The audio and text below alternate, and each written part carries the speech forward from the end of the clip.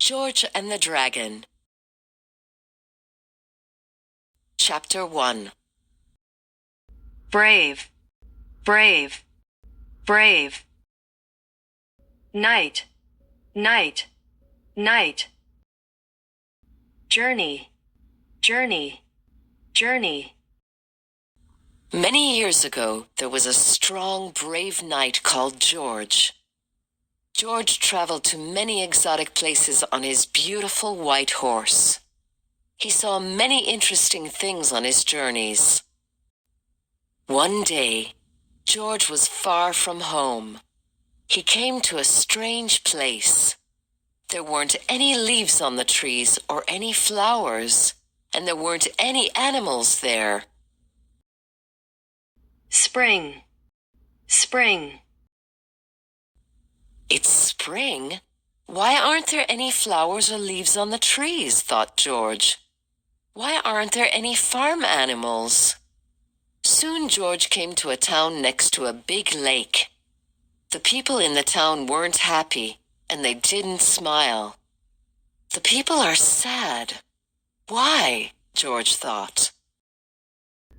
George saw a man in the street. He started to talk to the man. Why are all the people sad? George asked. Dragon, dragon, dragon. Cave, cave, cave. Sheep, sheep, sheep. Cow, cow, cow. We have a terrible problem, the man said. A dragon lives in a cave near the lake. First, it ate all our sheep and cows. Then it started to eat the people. That's terrible, said George. Breathes poison on the fields. Breathes poison on the fields. Breathes poison on the fields. Tried, tried. The dragon breathes poison on the fields, the man said in a sad voice. Nothing can grow here now. Oh, now I understand. That's why there aren't any trees or flowers, said George. But there are a lot of people in the town and only one dragon. Why can't you kill it? We tried, the man said sadly. But the dragon is stronger than us. Explain, explain. Sword, sword, sword. Knives, knives. Rock, rock. Poison from its mouth. Poison from its mouth. Poison from its mouth. Throw, throw, throw. Tail, tail, tail. It threw men in the air with its tail. It threw men in the air with its tail. One day, all the men in the town went to kill the dragon, explained the man. They took swords, knives, and rocks. But when the terrible dragon came out of the cave, it breathed fire and poison from its mouth. It threw men in the air with its tail. Everybody ran in terror. Suddenly, George heard a noise. It came from the palace near the lake. What's that? Asked George. That's the king, said the man.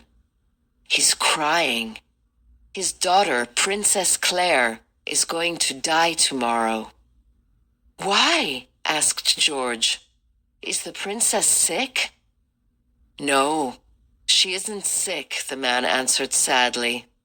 The king must give her to the dragon. But why? Shouted George. Is the king crazy? Option, option, option. It's his turn. It's his turn. The king has no option, explained the man. It's his turn. I don't understand, said George. He was surprised. Please explain.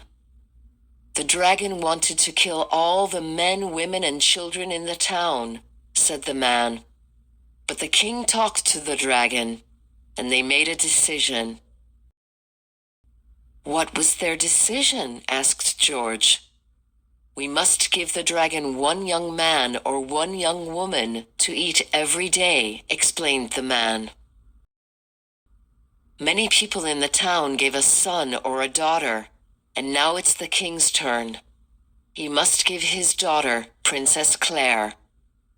George listened to the story. He was angry.